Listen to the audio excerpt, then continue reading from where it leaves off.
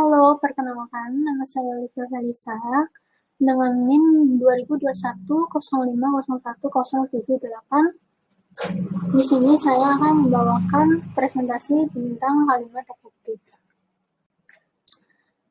Abstrak.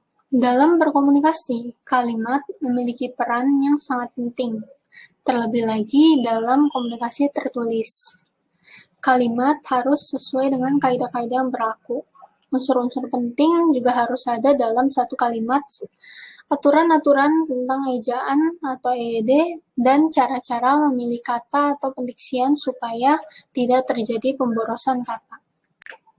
Pendahuluan. Bahasa adalah alat yang digunakan dalam berkomunikasi. Kegiatan berkomunikasi akan berlangsung efektif apabila pemakai menguasai bahasa yang digunakan dengan baik.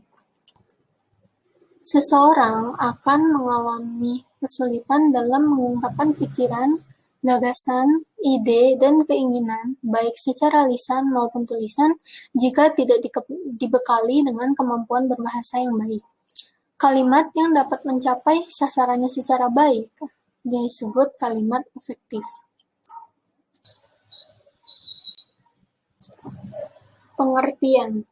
Kalimat efektif adalah kalimat yang disusun sesuai dengan kaidah-kaidah yang berlaku, seperti unsur-unsur penting yang harus dimiliki setiap kalimat, subjek dan predikat, memperhatikan ejaan yang disempurnakan, serta cara memilih kata atau diksi yang tepat dalam kalimat.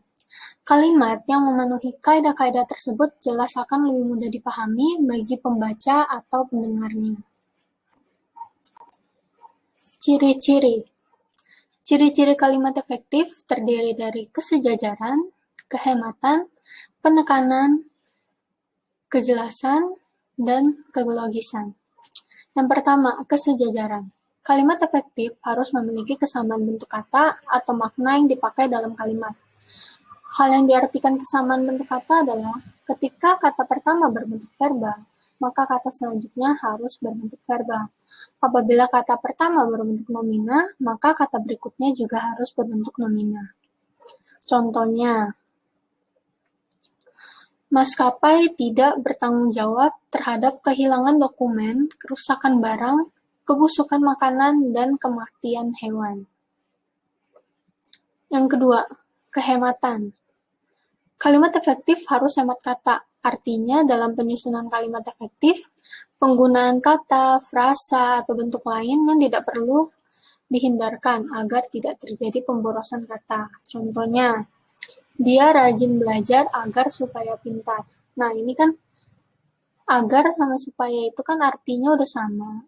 Jadi, lebih baik supayanya itu dihilangin. Jadi, contoh yang benarnya itu dia rajin belajar agar pintar. Kan jadi lebih sederhana juga kalimatnya. Yang ketiga, penekanan. Kalimat yang dipentingkan harus diberi penekanan dengan tujuan menonjolkan gagasan utama dalam suatu kalimat. Contohnya nih, kamu yang harus bertanggung jawab soal ini. Terus yang keempat ada kejelasan. Kalimat harus memiliki struktur yang jelas, sehingga memudahkan orang memahami makna yang terkandung di dalamnya. Struktur yang dimaksud adalah penempatan subjek, predikat, objek, dan keterangan. Dan penggunaan penghubung atau konjungsi dalam kalimat majemuk. Contohnya, berdasarkan analisis yang telah dilakukan, dapat diketahui bahwa menjalankan promosi memiliki pengaruh terhadap penjualan. Contoh yang kelima yaitu ada kelogisan. Kalimat efektif harus mudah dipahami. Dalam hal ini, hubungan unsur-unsur dalam kalimat harus memiliki hubungan yang logis atau masuk akal. Contohnya, waktu dan tempat dipersilahkan. Ini adalah contoh yang salah karena waktu dan tempat adalah benda mati yang tidak dapat dipersilakan. Jadi lebih baik bila diganti dengan contoh yang kedua ini, yaitu kepada para hadirin, waktu dan tempat dipersilakan.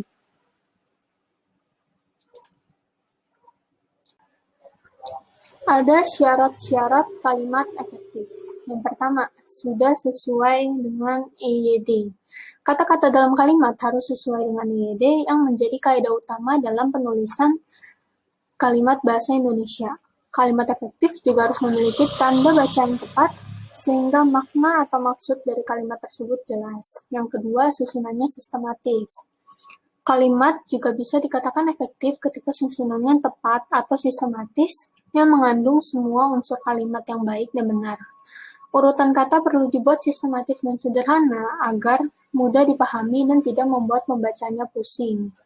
Yang ketiga, tidak boros kata.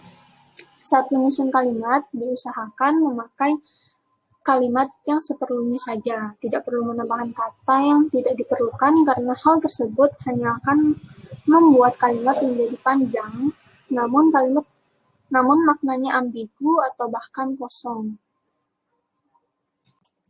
Struktur kalimat. Struktur kalimat terdiri dari subjek, predikat, objek, dan keterangan. Subjek merupakan komponen paling awal atau berada di posisi depan kalimat. Subjek ini bisa berupa kata atau frasa benda yang berfungsi sebagai pokok pembicaraan. Yang kedua, predikat. Merupakan unsur yang menjelaskan suatu subjek yang sedang dibicarakan. Struktur kalimat berupa predikat umumnya memuat kata kerja yang bisa bersifat aktif maupun pasif. Karena berisi kata kerja, pada umumnya kata tersebut menjelaskan pekerjaan yang sedang dilakukan subjek. Yang ketiga ada objek, merupakan bagian kalimat yang melengkapi predikat. Objek pada umumnya diisi oleh nomina, frasa nomina, atau klausa. Letak objek selalu di belakang predikat yang berupa verba transitif, yaitu verba yang menuntut wajib hadirnya objek. Yang keempat ada keterangan, merupakan bagian kalimat yang menerangkan berbagai hal mengenai bagian kalimat yang lain. Posisinya bebas, dapat di awal, di tengah, maupun di akhir. Keterangan terdapat banyak macam, seperti keterangan waktu, tempat, dan suasana. Contoh kalimat yang benar itu yang sesuai dengan strukturnya itu Rani menulis buku harian di dalam kamar. Rani ini sebagai subjek, menulis sebagai predikat, buku harian sebagai objeknya, dan di dalam kamar sebagai keterangan tempatnya. Jadi kesimpulan dari presentasi kali ini, yang pertama, kalimat efektif adalah kalimat yang dapat mengungkapkan gagasan sesuai dengan yang diharapkan si penulis atau pembaca. Yang kedua, kalimat efektif harus bercirikan kesejajaran, kehematan, penekanan, kejelasan, dan kelogisan. Yang ketiga, syarat terbentuknya kalimat efektif yaitu kaidahnya sudah sesuai EYD, susunannya sudah sistematis, tidak boros kata, serta terdiri unsur SPOK. Sekian presentasi dari saya ucapkan terima kasih.